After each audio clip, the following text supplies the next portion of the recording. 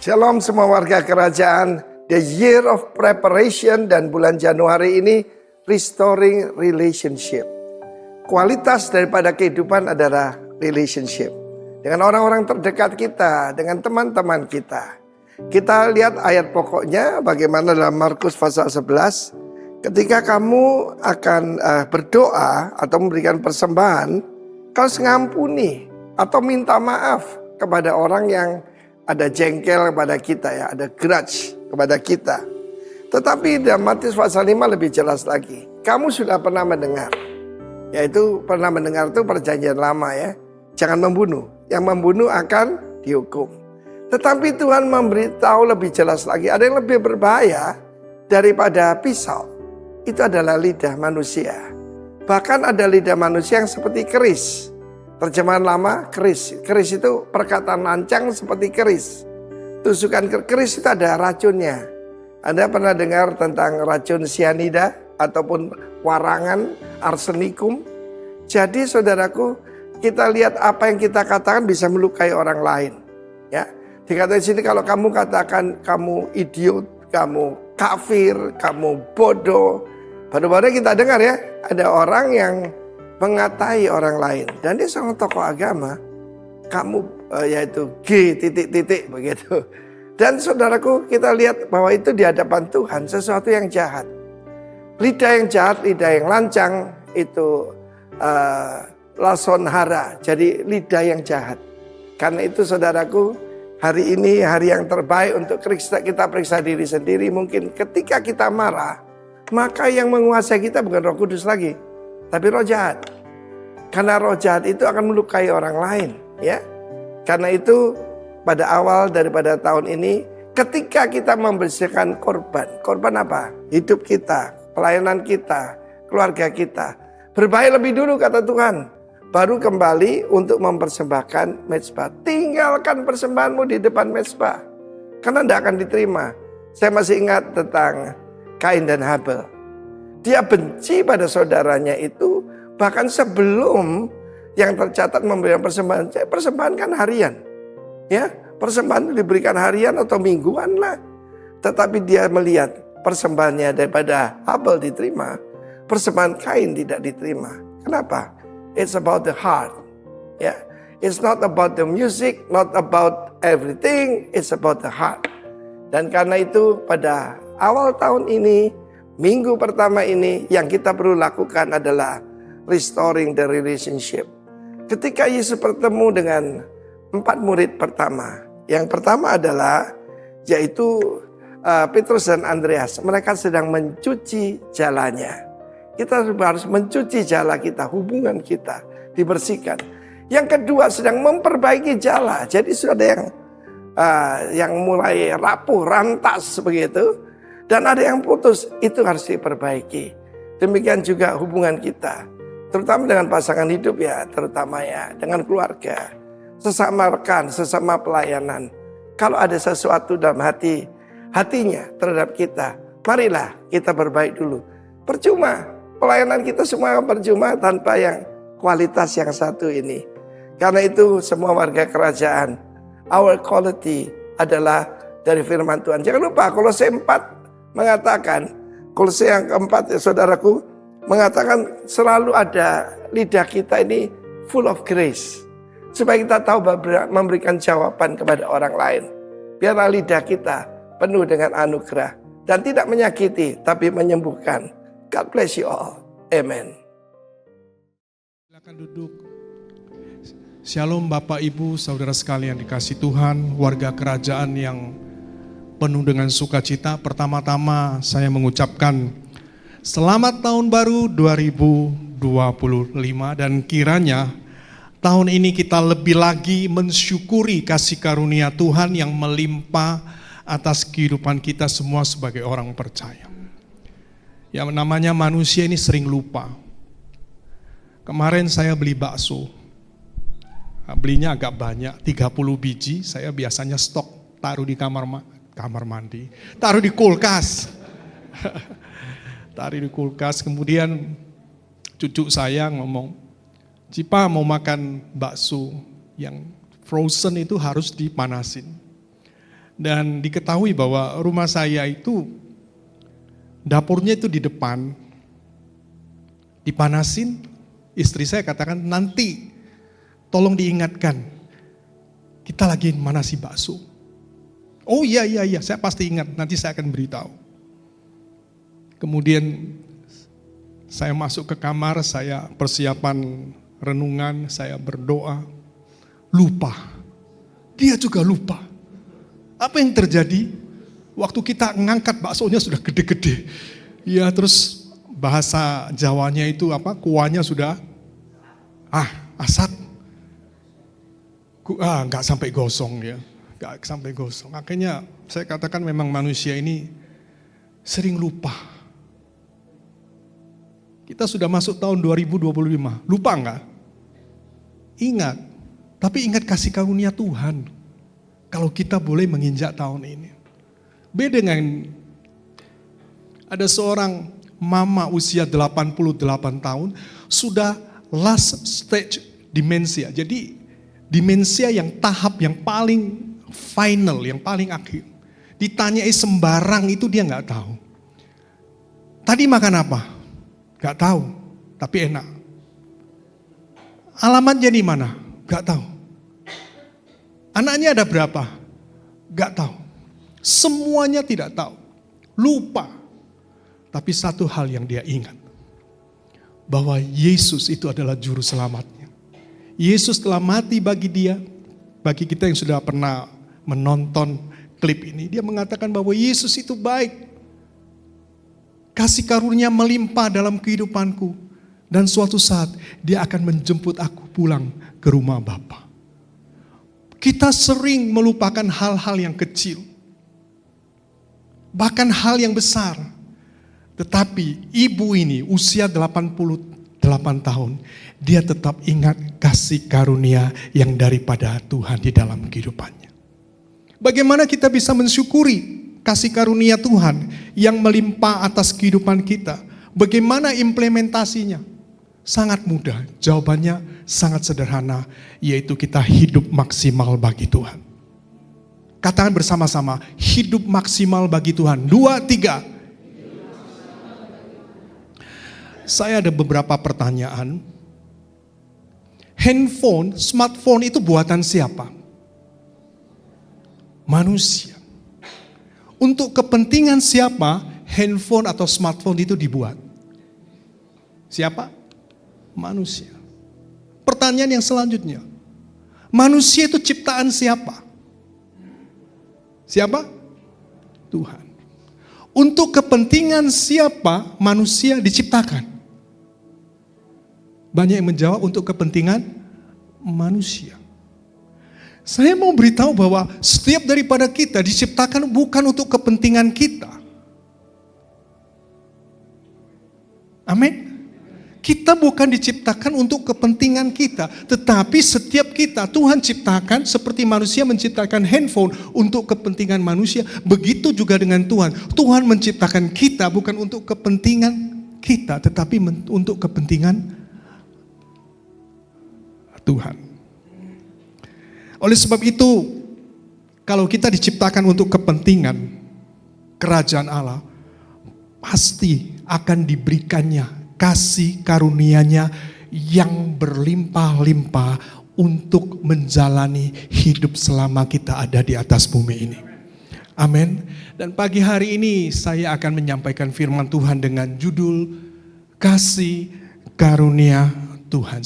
Kita sangat sering mendengar tentang kasih karunia Tuhan, kata kasih karunia Tuhan. Apa sih sebenarnya kasih karunia Tuhan itu? Ternyata kasih karunia Tuhan adalah pemberian Tuhan yang penuh belas kasihan dan kemurahan hati kepada umat manusia meskipun mereka tidak layak untuk menerimanya. Itu kasih karunia. Kita sebenarnya tidak layak untuk menerima sesuatu, tetapi karena belas kasihan daripada Tuhan, kemurahan daripada Tuhan, maka Dia memberikan itu kepada kita, itu kasih karunia. Dan kasih karunia ini adalah anugerah yang diberikan Tuhan kepada manusia tanpa syarat. Tanpa memperhitungkan apakah mereka pantas, atau tidak pantas, yang juga tidak bisa diperoleh melalui usaha atau perbuatan manusia.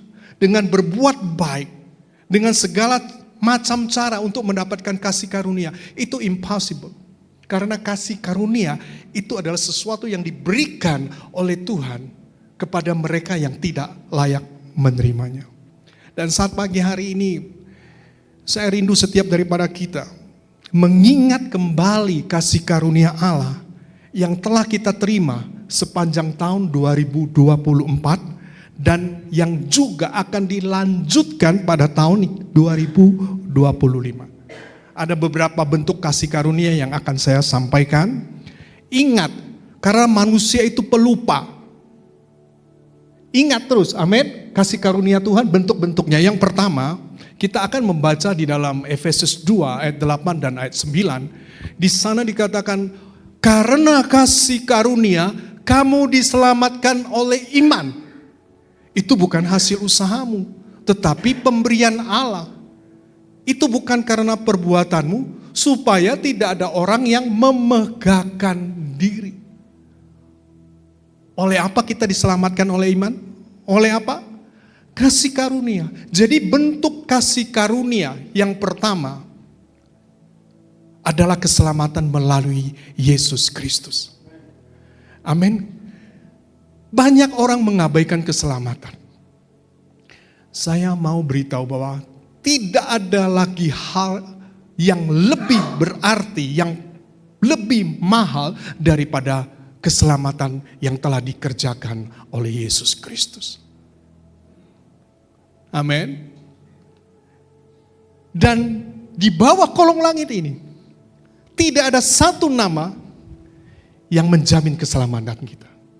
Hanya Yesus Kristus. Karena di dalam Kisah Rasul 4 ayat 12, di sana dikata, dan keselamatan tidak ada di dalam siapapun juga selain di dalam Yesus.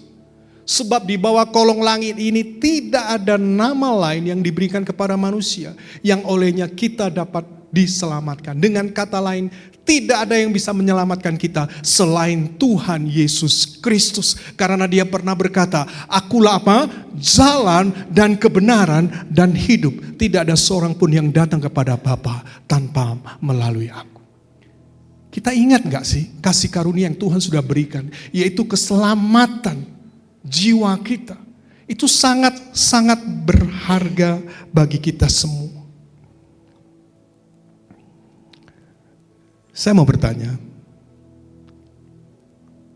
ingat gak bahwa keselamatan itu bukan sesuatu yang murah. Melalui kematian dan kebangkitan, Yesus menyediakan jalan bagi kita semua. Siapa di sini yang tidak pernah berbuat dosa? Yang paling tua, saya yakin dosanya paling banyak.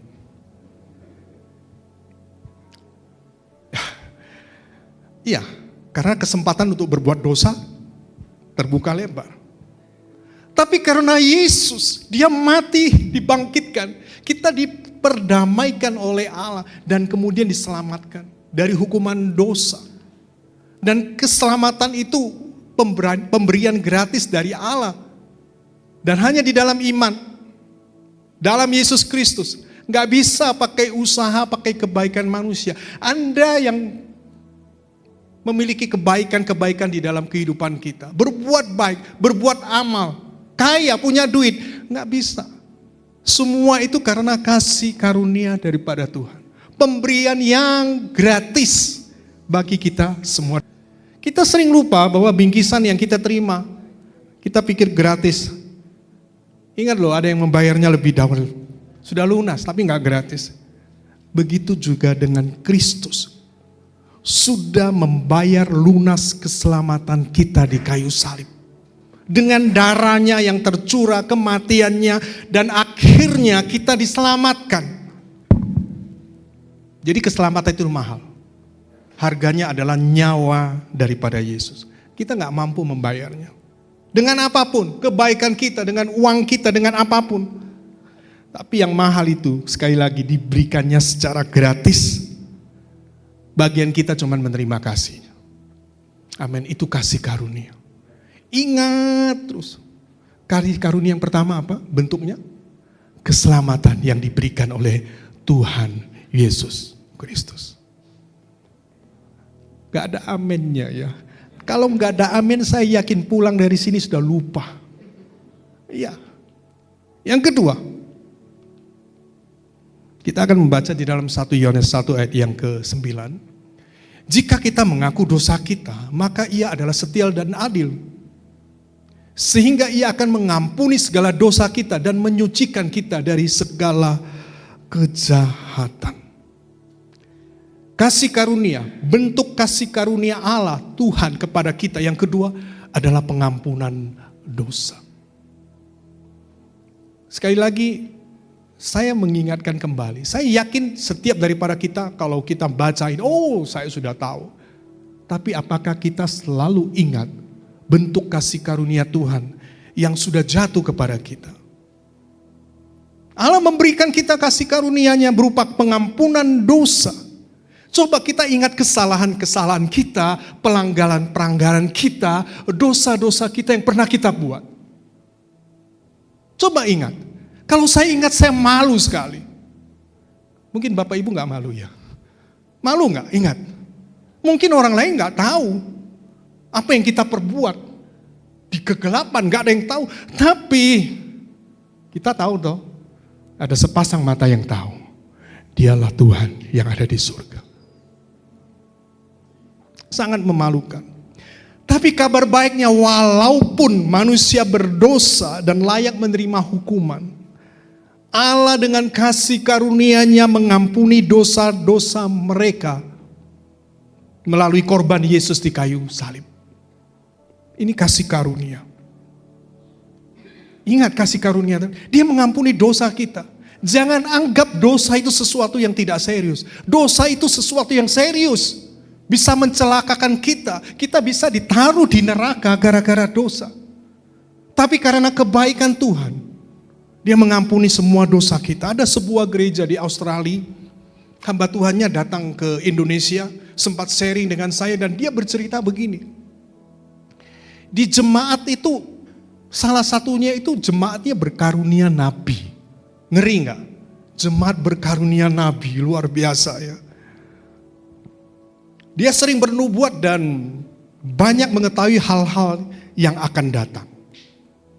Suatu saat ketika pendeta atau gembala sidang jemaat lokal itu sedang berkhotbah, dia keperucut ngomong, saya baru saja berbuat dosa, tapi saya sudah minta ampun sama Tuhan. Karena kepo, jemaat berkarunia nabi itu datang sama Tuhan. Kan sudah biasa atau ngomong sama Tuhan, dia tanya, Tuhan, saya mau tahu, dosa apa sih yang dilakukan oleh gembala sidang jemaat lokal di tempat ini? Tolong, Tuhan beritahu saya. Kemudian Tuhan menjawab, aku lupa. Aku sudah gak ingat. Begitu juga dengan kita semua. Kalau kita mengakui dosa kita, Tuhan mengampuni dosa-dosa kita. Sebab Dia adalah Tuhan yang adil dan setia dan Dia akan memperbarui kita. Yesaya 43:25 dia katakan, akulah yang menghapuskan kesalahanmu karena aku sendiri dan tidak mengingat dosamu. Itu kasih karunia daripada Tuhan. Amin. Kita manusia belum tentu bisa melupakan kesalahan orang lain. Tapi Allah kita, Tuhan kita, apa yang diucapkannya tidak pernah ditarik kembali. Dia mengatakan bahwa aku menaruh belas kasihan terhadap kesalahan mereka dan tidak lagi mengingat dosa-dosa mereka. Amin. Coba kita ingat kembali kesalahan-kesalahan kita, pelanggaran-pelanggaran kita, dosa-dosa kita di tahun 2024. Mungkin sudah ratusan kali atau kesalahan dosa yang bahkan ribuan kali. Tetapi kasih karunia-Nya, kita diampuni asal kita mengaku dosa kita. Amin. Itu kasih karunia Tuhan yang luar biasa yang terjadi di dalam kehidupan kita sebagai orang percaya.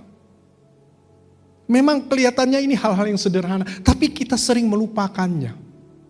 Dan biarlah kita mengingat kasih karunia Tuhan yang terus berlaku di dalam kehidupan kita sebagai orang percaya. Yang ketiga, ini yang disukai oleh orang-orang percaya. Yang 1, 2 sudah lupa, yang ketiga coba kita baca. Yakobus 1 ayat yang 17. Setiap pemberian yang baik dan setiap anugerah yang sempurna adalah dari atas yang turun dari Bapa segala terang. Bentuk kasih karunia yang ketiga yang Tuhan berikan kepada kita itu adalah berkat Tuhan. Amin. Berkat Tuhan dalam kehidupan sehari-hari. Itu tercermin dalam berkat-berkat yang Dia berikan dalam kehidupan kita sebagai orang percaya.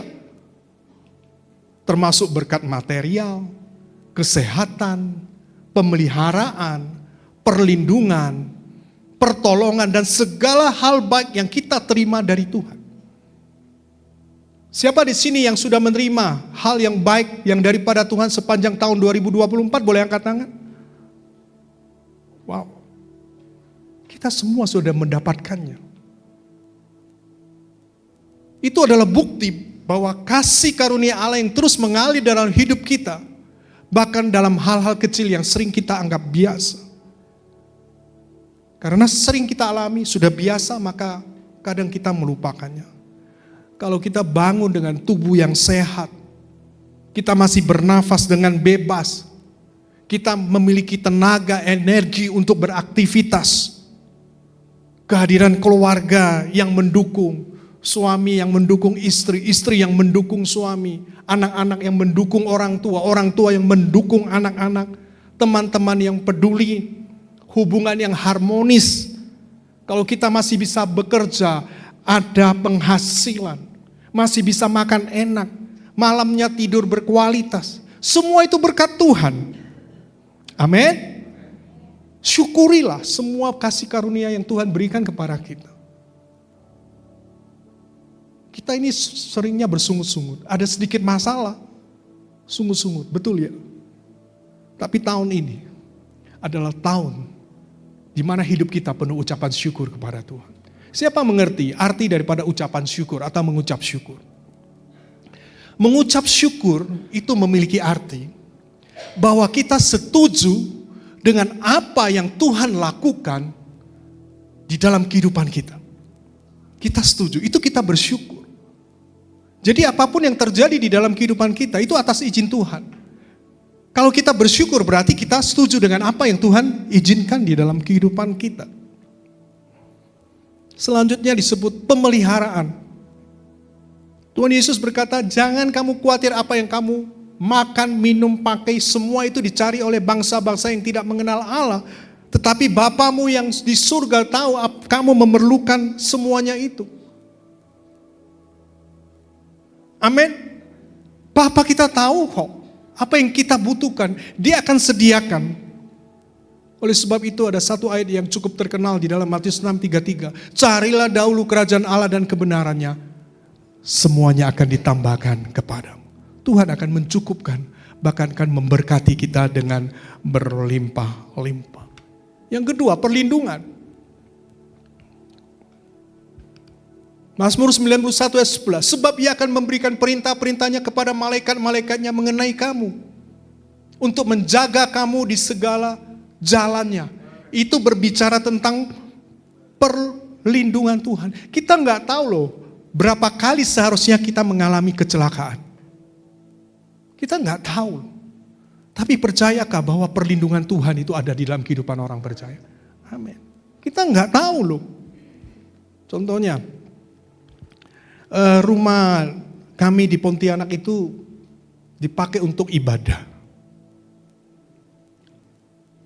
Jadi ada ruang tamu, kira-kira bisa isi 30 orang. Kita beribadah di situ. Suatu saat, waktu bangun pagi saya buka pintu, itu saya melihat ada sesuatu yang aneh. Yaitu sepasang sandal jepit, posisinya nggak karu-karuan. Kemudian saya masuk, saya berdoa, Tuhan, sebenarnya apa yang terjadi? kok ada sandal jepit? Kemudian saya mendapatkan sesuatu dari Tuhan. Tadi malam, ada orang berusaha untuk masuk rumah ini. Tapi ada malaikat yang menjaga. Dan saya tahu maksud Tuhan adalah ketika dia melihat malaikat itu, dia penuh dengan ketakutan dan dia lari dari rumah itu. Kemudian saya dapat konfirmasi dari tetangga. Dia mengatakan tadi malam ada seseorang berusaha untuk masuk ke rumah Anda. Saya tahu bahwa setiap kita yang sungguh-sungguh percaya kepada Tuhan, yang bersandar kepada Tuhan, ada perlindungan yang nyata. Mengapa hal itu bisa terjadi? Sekali lagi, saya mau mengingatkan bahwa Tuhan kita itu bukan Tuhan yang mati. Tuhan kita adalah Tuhan yang hidup. Ingat, dia lahir. Kita sudah merayakan tanggal 15 Desember barusan. Kemudian dia hidup, kemudian dia disalibkan, dia mati bagi kita. Kemudian apa yang terjadi? Dia bangkit 40 hari kemudian dia naik ke surga. Jadi Allah kita, Tuhan kita di dalam Yesus Kristus itu adalah Tuhan yang hidup. Kalau dia berjanji itu pasti ditepati. Dan pagi hari ini dia berjanji lewat kasih karunia yang luar biasa. Dia akan memelihara kita dengan berkat-berkatnya. Pemeliharaan, perlindungannya akan nyata di dalam kehidupan kita. Amin. Selanjutnya yang keempat. 2 Korintus 12 ayat 9. Tetapi ia berkata kepadaku, cukuplah kasih karuniaku bagimu, karena justru dalam kelemahanlah kuasaku menjadi sempurna. Ternyata bentuk kasih karunia yang keempat bagi kita adalah penyertaannya dalam penderitaan. Ketika kita mengalami ujian-ujian, terwujud dalam cara dia menyertai orang percaya dalam penderitaan dan kesulitan. Ketika kita menghadapi masalah-masalah, menghadapi ujian, Tuhan itu memberikan kekuatan, penghiburan dan harapan dalam situasi yang sulit. Dalam kelemahan dan penderitaan Allah memberikan kekuatan melalui kasih karunia-Nya yang memungkinkan orang percaya untuk tetap bertahan dan bahkan menjadi lebih kuat dalam iman. Tidak ada yang tidak punya masalah.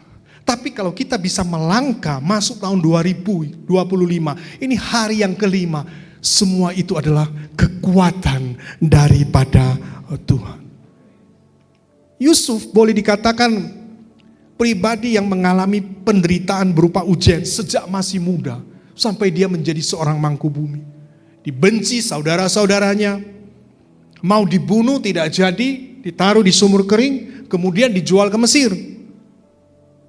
Dibeli Potifar, di rumah Potifar difitnah oleh istrinya, kemudian dipenjara. Ketika dipenjara dilupakan oleh juru minum. Jadi mengalami banyak penderitaan. Tetapi firman Tuhan mencatat bahwa Allah menyertainya sehingga membuat segala sesuatu yang dikerjakannya berhasil. Ada kekuatan di dalam kehidupannya Yusuf. Dan saya mau bertanya saat ini, siapa yang sedang menghadapi ujian berupa penderitaan atau kesulitan? Saya yakin ada. Tetapi kalau kita masih mampu untuk melewati hari demi hari, hari-hari yang sulit, hari-hari yang berat, semua itu kasih karunia Tuhan. Karena Tuhan senantiasa menyertai kita. Dia adalah Allah Immanuel. Gak pernah kita tidak disertainya. Itu merupakan bentuk kasih karunia Tuhan. Yang kelima, cuman 5, setelah itu ada sesuatu yang ingin saya sampaikan. Ini luar biasa, 2 Petrus 3 ayat 9. Tuhan tidak lalai menepati janjinya seperti yang dikatakan oleh beberapa orang. Tetapi ia sabar terhadap kamu karena ia menghendaki supaya jangan ada yang binasa, melainkan supaya semua orang berbalik dan bertobat. Kasih karunia yang kelima yang saya sebutkan pagi hari ini adalah kesempatan untuk bertobat dan memulai yang baru. Kita sering melakukan kesalahan, pelanggaran, dosa. Tapi ingat, Tuhan selalu memberikan kesempatan yang kedua untuk bertobat. Dan untuk memulai sesuatu yang baru di dalam dia. Itu bentuk daripada kasih karunia Tuhan. Zaman perjanjian lama, berbuat kesalahan, dosa, hukuman fisik atau bisa saja hukuman mati. Tapi sekarang Tuhan membuka kesempatan bagi setiap kita yang sudah percaya kepadanya. Walaupun kita melakukan kesalahan, tetap diberi kesempatan untuk bertobat dan memulai yang baru di dalam Dia. Amin. Meski manusia sering jatuh dalam dosa, Allah memberi kita kesempatan untuk bertobat dan memulai hidup yang baru melalui kasih karunia-Nya. Amin. Supaya apa? Orang-orang kembali kepadanya dan menerima pengampunan. Sudah berapa kali kita jatuh bangun dalam kehidupan kita. Ternyata sampai sekarang masih diberi kesempatan oleh Tuhan untuk bertobat dan memulai yang baru. Itu kasih karunia yang daripada Tuhan. Dan pagi hari ini, pertanyaan saya adalah, apa tanggapan kita terhadap kasih karunia Tuhan? Apa tanggapan kita? Ada yang bisa menjawab? Kita sudah melihat kasih karunia Tuhan luar biasa. Bentuk-bentuknya itu luar biasa. Biarlah ada dua hal yang saya sebutkan. Jemaat GBI Rock Malang pegang ini sepanjang tahun. Yang pertama adalah hidup dengan penuh rasa syukur. Amin. Kok gak ada yang amin? Mulai tahun ini 2025, hidup dengan penuh rasa syukur. Hidup dengan penuh rasa syukur atas apa yang Tuhan berikan dan Tuhan kerjakan dalam hidup kita. Itu berbicara bahwa kita setuju dengan Tuhan. Amin. Kalau tahun 2024 kita kurang mengucap syukur, tahun 2025 kita akan lebih banyak mengucap syukur kepada Tuhan. Dan yang kedua, hidup maksimal bagi Tuhan. Hidup yang sepenuhnya diserahkan kepadanya untuk melaksanakan kehendaknya dalam segala aspek kehidupan demi kemuliaan namanya. Pesan firman Tuhan cuma dua. Kita sudah menerima bentuk kasih karunia Tuhan yang luar biasa. Masih ingat gak? Jangan-jangan sudah lupa. Kita manusia kan pelupa. Tapi diingat, dicatat bahwa kita sudah memperoleh keselamatan, memperoleh pengampunan, memperoleh apalagi berkat-berkat, apalagi perlindungan, ya pemeliharaan, apalagi penyertaan dalam penderitaan, dan yang terakhir kesempatan untuk bertobat dan memulai yang baru. Wow, luar biasa. Sejarah pernah mencatat ada satu makhluk yang sangat-sangat singkat hidupnya di dunia ini. Hidupnya cuma 3 jam. Lahir, tumbuh menjadi dewasa, kawin mawin, bertelur, mati. Waktunya cuma 3 jam. Nama makhluk ini adalah Thisas flower. Bukan bunga, Thisas flower. Sejenis serangga seperti capung, tapi sudah hampir punah. Adanya di Serbia dan Hungaria. Dan sukanya terbang di atas sungai, disebut sungai Tisa. Makanya namanya Thisas flower. Jadi mereka lahir, hidup, kawin, bertelur, mati. Ketika bertelur, maka telur itu akan tenggelam, 45 hari jadi larva, dan dia akan menggali lubang di bawah sungai itu. Dan apa yang terjadi? Kehidupannya yang sangat singkat ini, ternyata hal yang pertama yang dilakukan oleh Thisas flower ini, waktu mereka lagi kawin mawin, mereka akan terbang sepanjang sungai Thisas ini. Dan ini menjadi tontonan yang langka yang disebut dengan wedding dance di atas sungai Tisa. Jadi banyak sekali turis-turis datang ke tempat ini di sungai Thisas. Mereka melihat serangga ini terbang dan mereka menari-nari di atas sungai. Setelah 3 jam, apa yang terjadi? Mereka mulai mati. Bertelur, kemudian mereka mulai mati. Kalau mati, Tisas Flaro ini akan jatuh di sungai. Sebagian jatuh di daratan. Yang jatuh di sungai itu akan dimakan oleh ikan-ikan.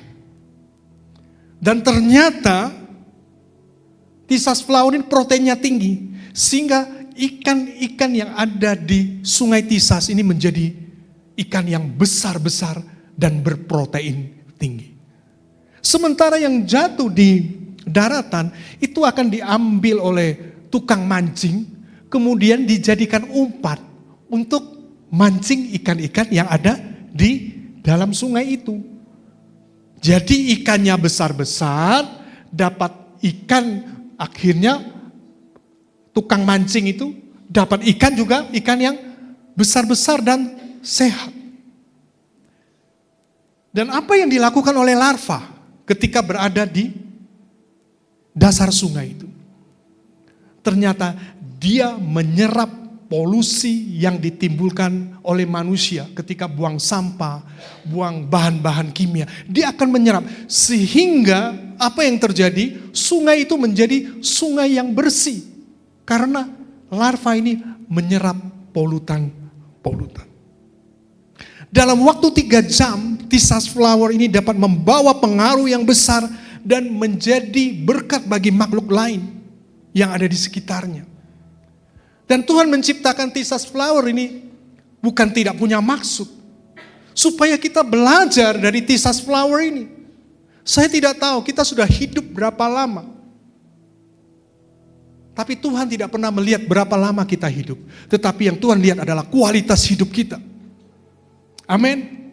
Kualitas hidup kita. Tisas Flower cuma 3 jam. Tetapi dalam waktu 3 jam itu dia sangat berdampak. Membawa pengaruh yang luar biasa. Oleh sebab itu pada saat pagi hari ini. Setiap kita yang sudah menerima kasih karunia daripada Allah. Mengucap syukurlah kepada Tuhan. Amin. Dan yang kedua. Ayo kita hidup maksimal bagi Tuhan. Amin. Dan saya yakin. Sepanjang tahun ini kita akan mendapatkan kasih karunia Tuhan yang jauh lebih besar lagi dari tahun-tahun sebelumnya. Amin.